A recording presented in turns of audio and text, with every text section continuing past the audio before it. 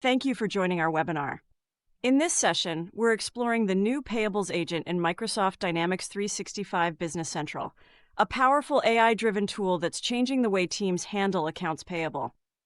From automated invoice processing to intelligent vendor matching, this is a must-see for any finance team looking to reduce manual data entry and streamline their AP workflow.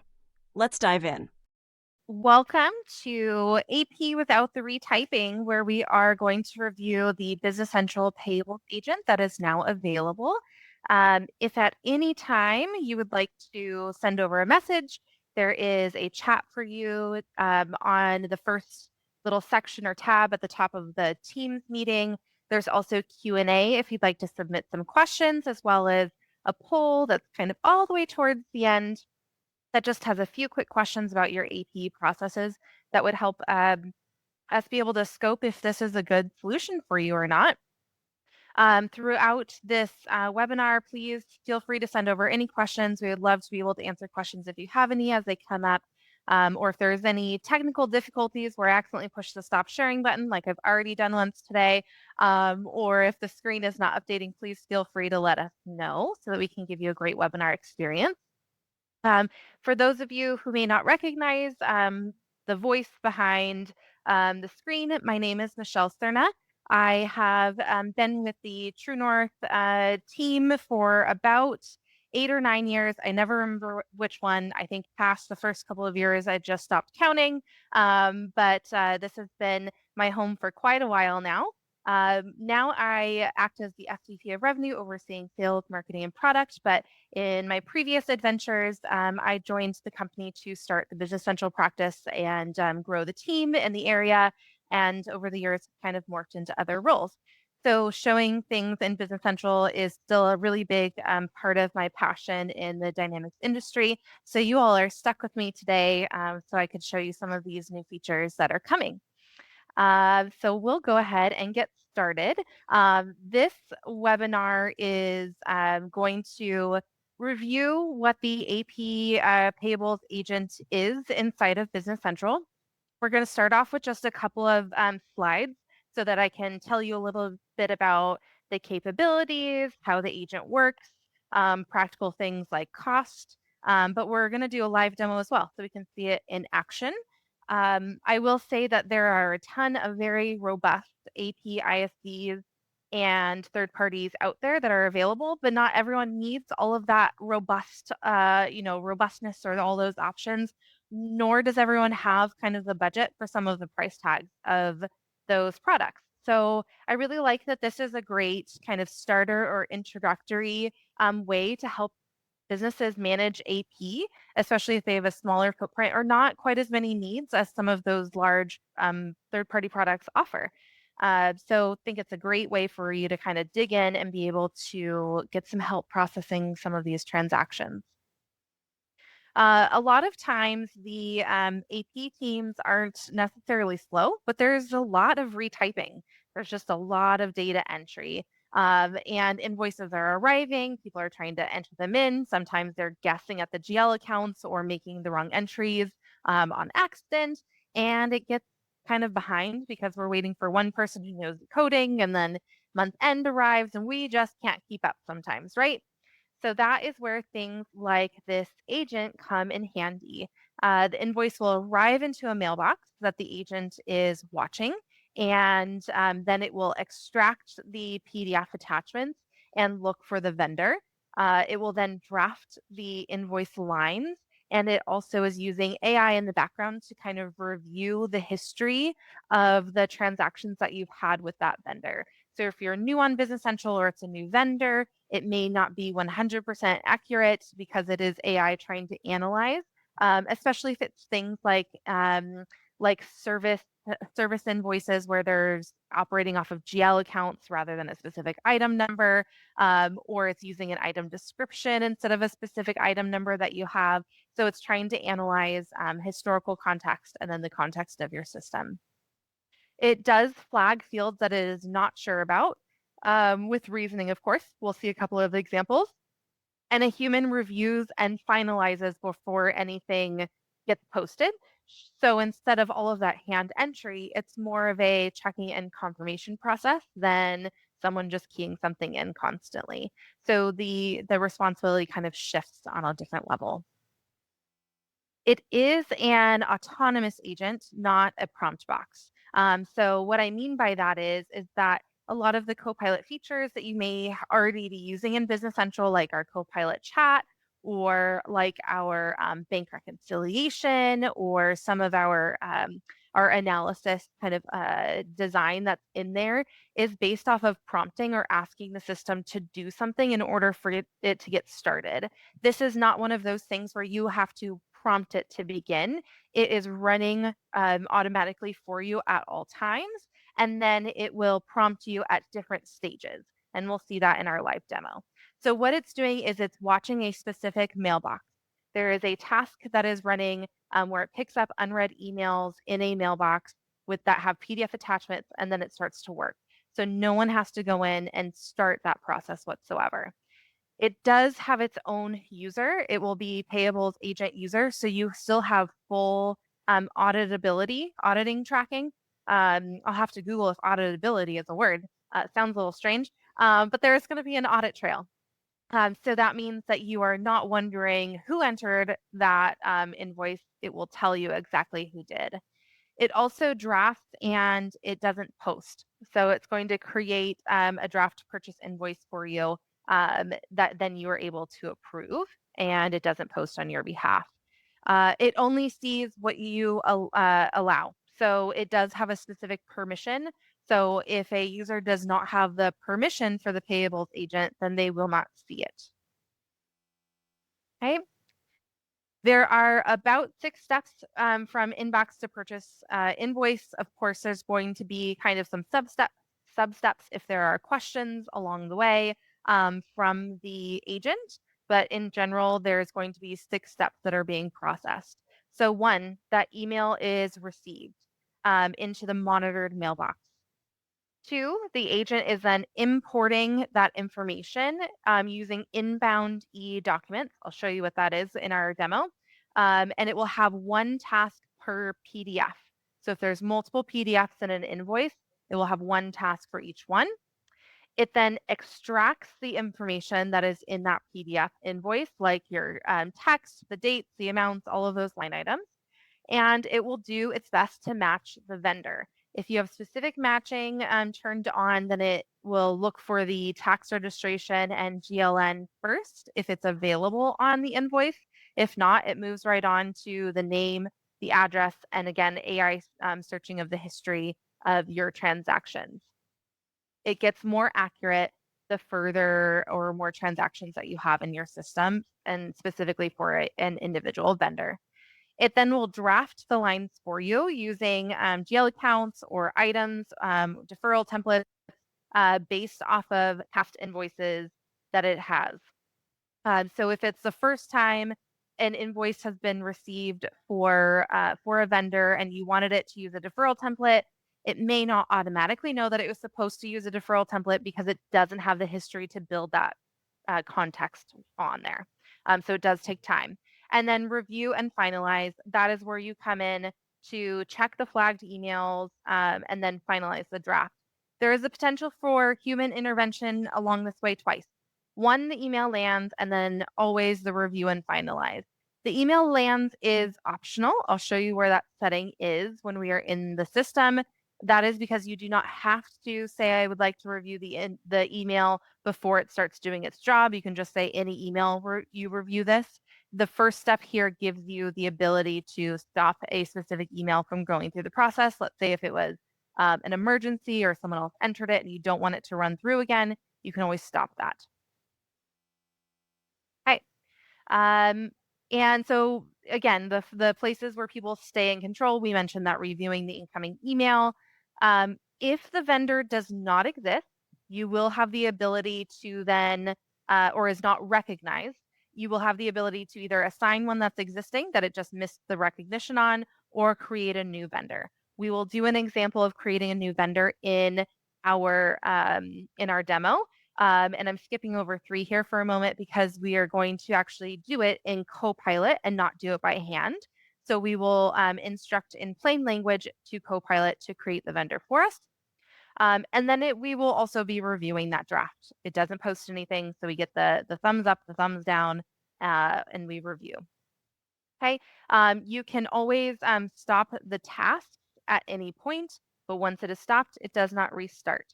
So it's not stopping for fun, but you do get to pause if you need to, or you just let it stay in your task list.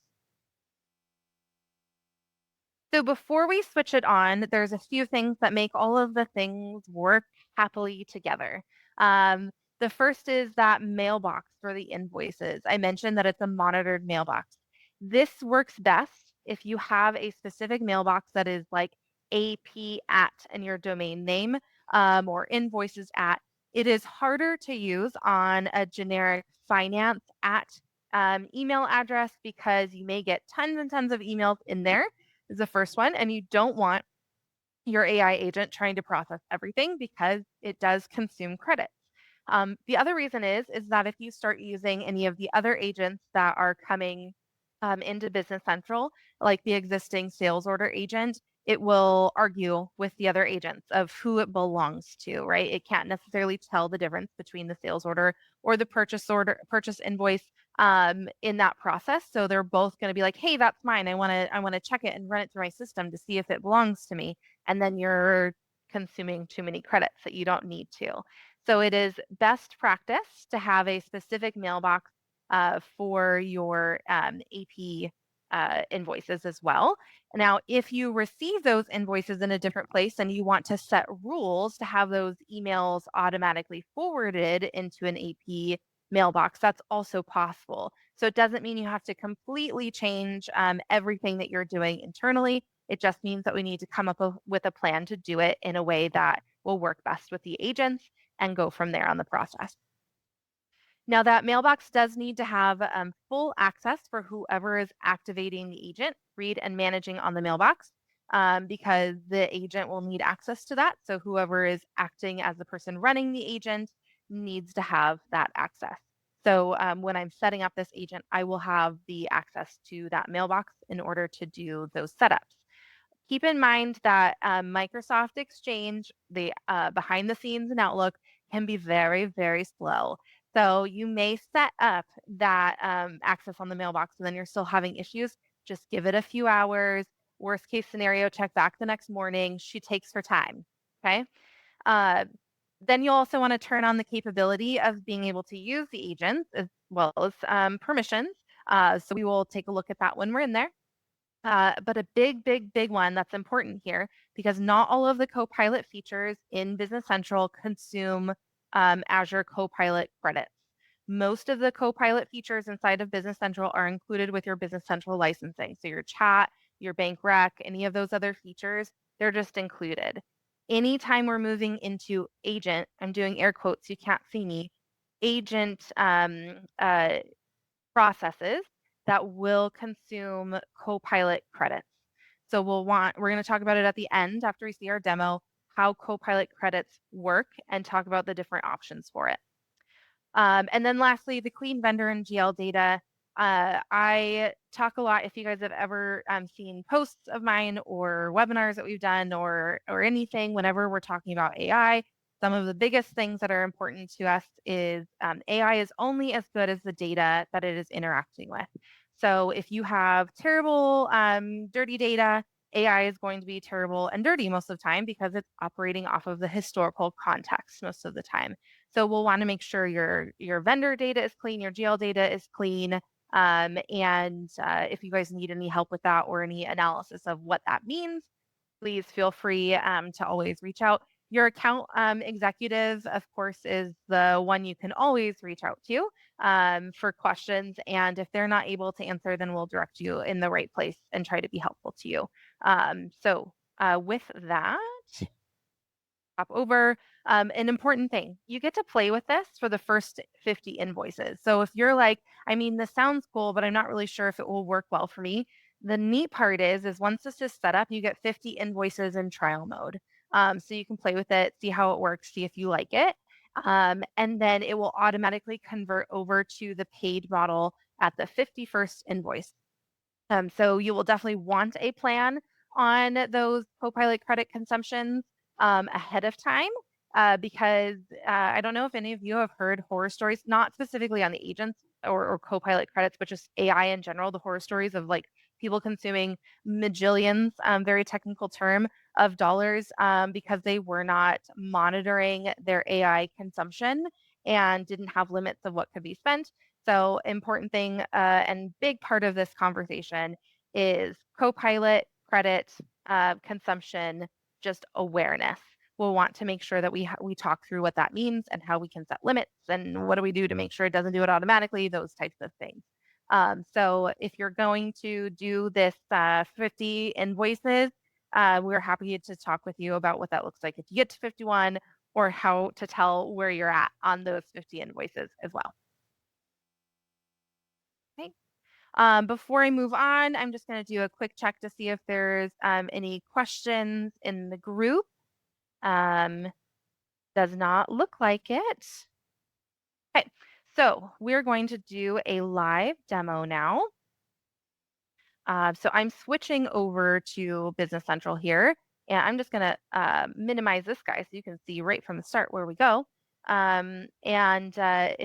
If one person could put in the chat here, if you guys can see my Business Central environment, just to make sure that we're all viewing what I want us to. Perfect. Thank you, Katie.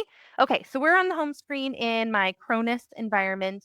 And you can see here that up in my top corner, I have the payables agent here. Okay, you also may have just this little widget you can see here. I do not have the sales order agent or expense agent turned on.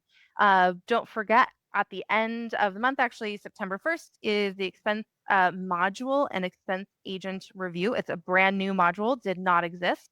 Cannot wait to show you guys that one. But those are still here. So you can see here the payables agent. Wonderful thing is that even when it's turned on, I can very easily see my configuration. This is the longest setup I think that ever existed in Business Central. There is one main button to push, and it is this active.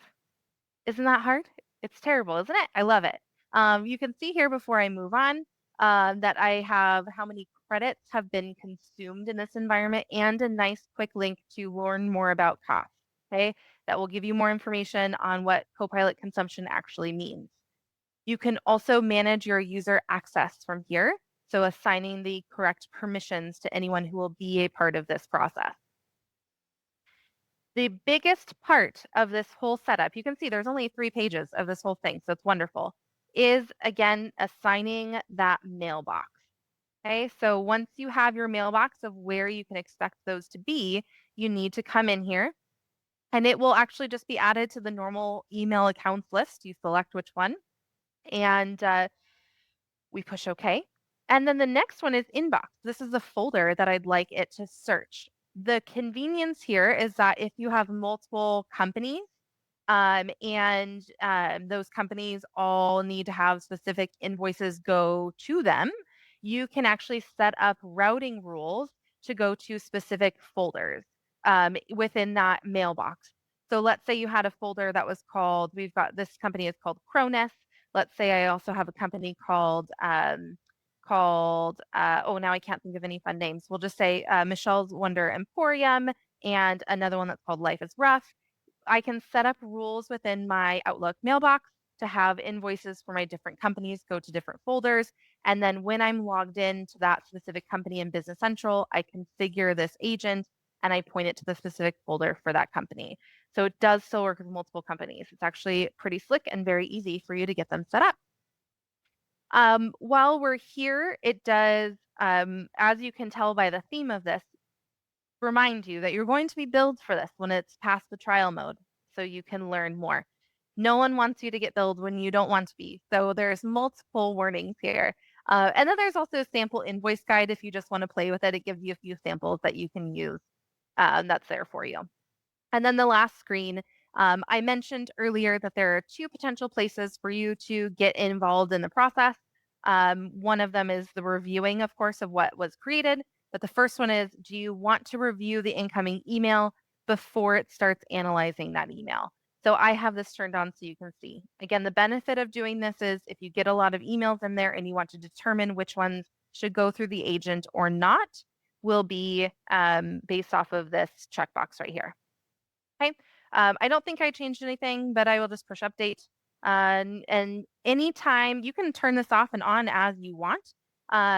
It thankfully doesn't break anything. It will say, hey, there's might be, new emails that came in while this was turned off or since the last changes you made. Do you want to process those? And you can say yes or no, that you don't want to process those, or you do. I'll just say yes because it doesn't hurt us at any here. Um, and now, in theory, we are ready to run that payables agent. Now, you can see here that I have a number 5 up there. And the number 5 is saying how many tasks I need that are waiting on me. So I can click this and it's going to open up my task window. And you can see that I have several that are in a needs attention list and then any that were processed before. So you can easily come in here and view ones that were completed before. I am going to just extend this out so we can see that I've got several, and they're in different stages as well. So I have here, if we look at this guy on the very bottom, it's in this status of review. Same here, review. This is review incoming, and provide assistance. So my review means that I have already said, let's continue on in this process. So you can see that it actually started pulling information in. But then I have that review incoming. This is a brand new email that was received and it has not gone through and collected any information. So I'm going to go ahead and start with one of those. And I click on it and it says, this message was received and is ready for processing. So if I want to, I can click on this and kind of get a preview. Invoices attached for payment. I can view the PDF right from here to see what it looks like. And then if I wanted to, I could view the email message and it goes to my Outlook box to be able to see in person what that looks like. If I'm like, yes, this is wonderful, I'd like to continue on, I can push continue. And then it will have the AI agent start processing that task in the background for me. So I can go ahead and I can review all of these guys here to get them moving on. Viewing my PDF, I can see that this is from a different customer. Wonderful. Okay. So I'm going to leave this guy here for later for us to come back to, but that is how that beginning review email works. If you don't like the step of reviewing the email before it processes, we uncheck that box in our configuration. Okay, you'll see that my screen is refreshing on the side. It will do that throughout the process as it is trying to complete things. Okay, so let's take a look at the one for Cronus here that says review. I'm going to click on this one to open up my document and I'm going to review it here. So we can see that it came in and it has my invoice, it has my information here. But really what the important part is that I wanted to look at was if I go to my previous step here, it says that I have, I'm actually going to click on it from a different direction just so I don't have to keep going back steps. But I'm going to go to my details here and it has my information with my 6 steps that I went through. So it was sent in from David. I validated my document status and it looked at my vendor details and it was like, hey, you know what? I don't recognize that vendor. Oops, I got to refresh. And so it gave me an error that my vendor did not exist. So we created a new vendor and assigned it, and now it's ready for me to do my final review and process. So let's see what that looks like in person. I have here an invoice that says provide assistance. So I'm going to review this. Again, it says that we're requesting the vendor identification assistance here.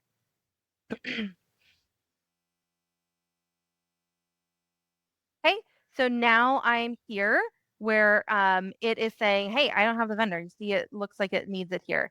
And I can look at this and I can say my next step, I need to validate that document. Yeah, I'm just not seeing it. So I'm going to review my task here. I don't know that vendor. Hey, cool. It gives me the ability to actually say what I need to be done, and it gives me a suggestion. So I'm going to say create vendor and continue. So now it's going to go out and it's going to try to create the vendor. And you may say, well, what is it? How does it know what it should do in the vendor? Well, thankfully, it looks at that invoice and it pulls out what it thinks is the vendor's name. It pulls out what it thinks is the vendor's address, and any other information that it can find from there, plus the historical context of whatever similar vendors have done for the setup. So it's going out and it's thinking about that. So we're going to let that process for now. Oh, it looks like it's still in, it went back into provide assistance. So let's see where we're at now. It's pretty quick on most of these different tasks. So let me see where we're at. What, did I not push it? I must not have pushed it. Or it's still thinking and I'm just going to confuse it further. So it's going in and it's thinking about our vendor. So while it's doing that, I'm going to go back to our list and work on the next one that I have here. So I have my review. Now, one of the newer features that actually just came out not that long ago is the first stages of purchase order matching. So the first release of this, I believe it was late last year, did not have any purchase order matching capabilities. So it was really only good for anything that was just a purchase invoice and had no related PO. Thankfully, I believe it was April or May, they released the first version of purchase order matching, where it does go out to find purchase orders that have been released and tries to match to them. So we now have that available. And future releases, I believe it's within the next month or so that it's coming out. They're doing slow periodic releases on these agents instead of only the big pushes during the upgrades, so that you can get new features as they are completed. We'll have more in-depth receipt matching as well. So they are just improving upon this as they go through. But you can see here that my invoice for Nod Publishers was for these different inventory items. And it says, hey, this is exceeding the quantity that is received because I'm requiring that my invoicing is done with inventory that has already been received. So I can even see here, invoice quantity 3 exceeds what can be invoiced according to what has been received. Okay, so I would go over to my receipt and I would make sure that that has all been received to be able to continue to process my document. But you can see here, it matched on my item numbers, even though on my invoice here, it has nothing with item numbers. Okay, so working really well on that matching. Very quickly, because I'm already coming to close of time, a wonderful feature that they've added recently as well is inbound eDocuments. So this is where you're able to come in and see a list of all of the documents that have come in and what status they're in as well. So if this type of list is not working for you, you have the ability to come here and view them all, easily click into them as well if you need to, and work through them as a list here. So quickly, I will show you now that this invoice here has added the vendor. And onto the side, it says, can you just confirm those vendor details? If you need to change them, you can. Otherwise, you can continue and it will finish the process for your invoice. Right. So looking at a few of the smaller details, you pay per invoice in Copilot credits. So the way that it counts, you have 50 credits per invoice that's processed and 5 credits per line that's on there. So if you have one invoice with 3 lines, that would be 75 tokens that are consumed. And I did a little bit of math just to try and show kind of what impact this can have. So if I have the 50 plus the 15 at 100 invoices per month, we're saying this is all averaging, that's about 6,500 credits. It is about 1 cent per credit. So that's about $65 to process 100 invoices with an average of 3 lines on them. If I was comparing that to, I made this so that it was easy math for my brain. Let's say someone earned $21 per hour. It was about 7 minutes per invoice. That converts to about 8.5 invoices per hour. So I did 60 divided by 7 to get about 8.57, just if anyone wants to follow my math, and then multiplied that by the $21 per hour. Gives us about $245 for 100 invoices per person. Excuse me. Now, of course, those numbers are going to adjust based off of reality, but this calculation gives you an easy kind of process to be able to calculate what effect it may have for you. Just a quick look at what those Copilot credits mean. Now, there's 2 ways to build Copilot credits. There is a prepaid capacity where you can buy it up front. We would purchase it for you and then allocate it to a specific Power Platform environment and then link it to your Business Central environment. There's also pay as you go, where it's a subscription that's linked to your environment and billed on actual consumption. You can use both models. So if you wanted to do a prepaid capacity and pay as you go, prepaid is consumed first and then switches to pay as you go. If you only do prepaid and you run out, then the agent is still active, but it stops running.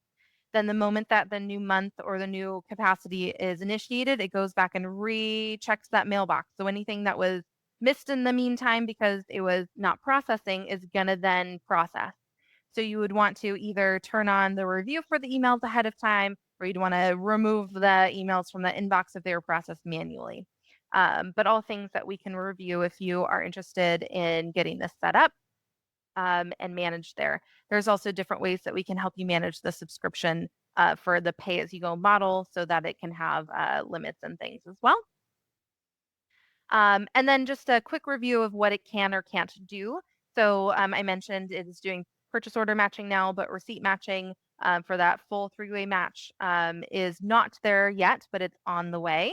Approval workflows is not part of this process yet, but again, on the way. Anomaly and duplicate detection, it does try to alert you if there is anything that it is unsure of. But if something is not normal, like it's a way higher amount than it used to be, it doesn't flag that for you automatically. There is no direct file upload in this version of the agent, though there's different ways to get things uploaded, but in the agent, it is not a direct file upload. It is only looking at an email inbox. Right now, it is only recognizing PDF formats that are attached to be able, so it does not read the body of your email for the line items. There are some hard thresholds at this moment in time. If there are more than 10 PDF attachments per email, it is skipped. So if you have a vendor who sends you 100 different invoices in one email, and each one is an individual PDF, so you have 100 attachments, it will not process it. There is a cap of 10 per email. And there is a cap of 10 pages per PDF. So if you get one PDF that's 150 pages, it will not be able to process that. It also looks at the PDF size, and then there is 100 emails processed per day or 500 invoices processed per day. So if you have 100 emails with 5 invoices or PDF attachments each, then you have met the threshold. Thank you for joining our webinar today. We hope you enjoyed the content. Don't forget to subscribe to our channel and leave a comment if you have any questions.